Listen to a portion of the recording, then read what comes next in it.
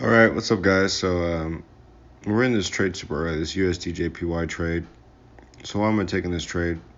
Well, it looks like we may have hit a resistance level. Why do I say that? Because 1, 2, 3, triple confirmation. So what I like to do also is I like to zoom out as well.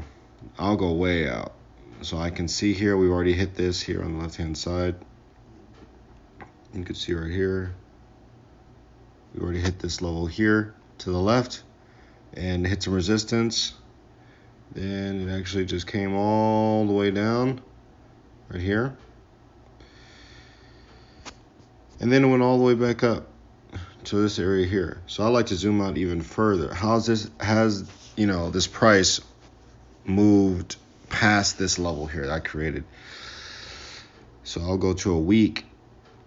No. I'll go to a month. No.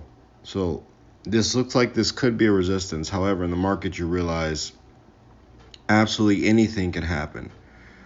The thing is, you don't want to have, I guess they call it confirmation bias, where you just believe this is going to happen and then you create cognitive dissonance because you are unable to see what the opposite. So a great question to ask yourself is, how will I know I'm wrong in this trade?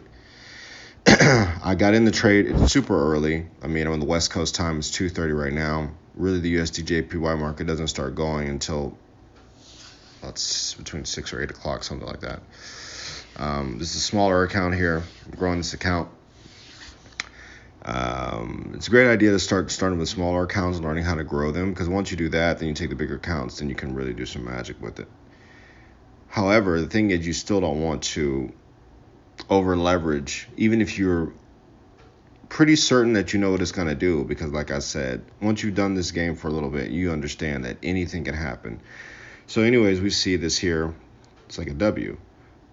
1, 2, 3. So I got in super early.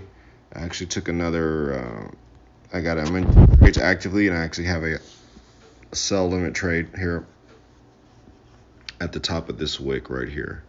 Let me zoom out here. Let me zoom in. I actually have it up here as well.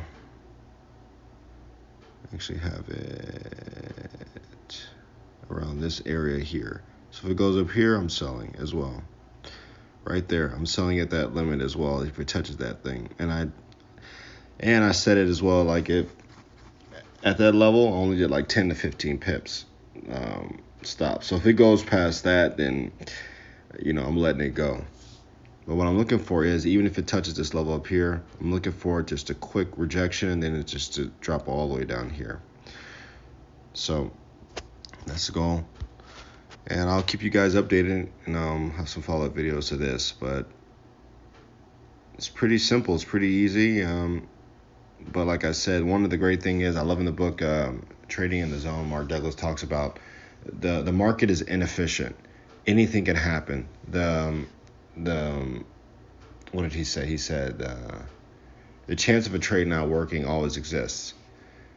Like always, even if you have the risk of an edge not working always exists. So basically, even if you have an edge in the market, there's always a possibility that it will not work for you. And if you have that attitude, then you'll always put a stop loss in. It's a really important attitude to have. So, all right, enough talking for this video. See you in the next one.